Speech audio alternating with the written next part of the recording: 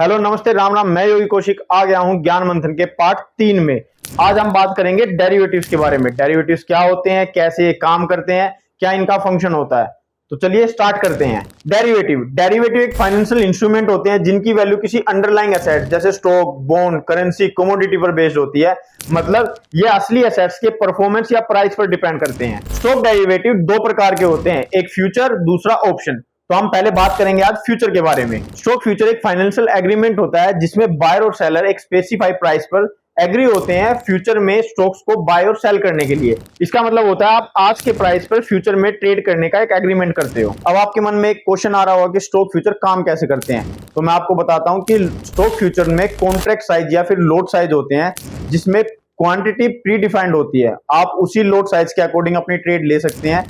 For example के लिए यदि किसी कंपनी के स्टॉक फ्यूचर का लोट साइज 2000 है तो आप 2000 इंटू में 2, 2000 इंटू में 3 या फिर 2000 इंटू में 1, इस प्रकार आप अपने ट्रेड को मैनेज कर सकते हो। एक्सपायरी डेट, स्टॉक फ्यूचर में एक एक्सपायरी डेट होती है। इसका मतलब ये कि आप जिस भी स्टॉक फ्यूचर में काम कर रहे हो या जिस भी स्टॉक फ्यूचर में आपने ट्रेड लिया है उसकी एक सर्टेन डेट होती है जिस डेट पर वो ऑटोमेटिकली सेटल हो जाते हैं। सेटलमेंट का मतलब होता है कि आपने जिस भी फ्यूचर कॉन्ट्रैक्ट में ट्रेड ले रखा है वह अपनी सर्टेन डेट पर आपके अकाउंट से ऑटोमेटिकली सेटल हो जाएगा।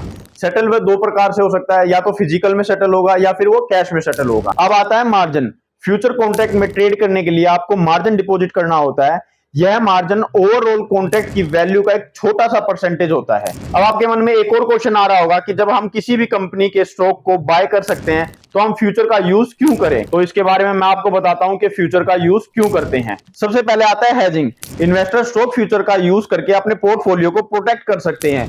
अगर आपको लगता है कि मार्केट गिर रही है तो आप स्टॉक फ्यूचर को सेल करके अपने लॉस को कम कर सकते हैं। फिर आता है स्पेक्यूलेशन। ट्रेडर स्टॉक फ्यूचर का यूज करते हैं मार्केट मूवमेंट पर प्रॉफिट कमाने के लिए। अगर आपको लगता है कि स्टॉक का प्राइस बढ़ने वाला है तो आप फ्यूचर को बाय कर सकते हैं, और अगर आपको लगता है कि स्टॉक का प्राइस गिरने वाला है तो आप फ्यूचर को सेल भी कर सकते हैं। फिर आता है लेवरेज। स्टॉक फ्यूचर ट्रेडिंग के जरिए आप कम कैपिटल से बड़े पोजीशन को होल्ड रख सकते हो जो प्रॉफिट पोटेंशियल को बढ़ाता है। फिर आती है मार्केट लिक्विडिटी, या डेरिवेटिव मार्केट को और भी ज्यादा लिक्विड बनाता है जिससे ट्रेडिंग करना और भी आसान हो जाता है। अब बात करते हैं स्टॉक फ्यूचर में ट्रेड कैसे करें। इसमें सबसे पहले आपको ट्रेडिंग अकाउंट की जरूरत पड़ती है। एक अच्छे से ब्रोकर के साथ अपना ट्रेडिंग अकाउंट ओपन करवाओ। उसके बाद आपको रिसर्च की बहुत ज्यादा जरूरत पड़ती है। मार्केट के अप ट्रेंड्स, डाउन ट्रेंड्स के बारे में आपको नॉलेज होना बहुत ज्यादा जरूरी है। इसके साथ ही आपको स्ट्रेटेजी बिल्ड करनी आनी चाहिए जो एक अच्छी हैज करके आपको एक अच्छा प्रॉफिट दिलवा सके।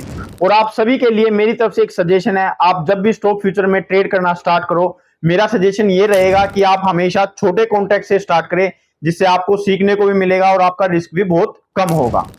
तो ये था ज्ञान मंथन का पार्ट 3।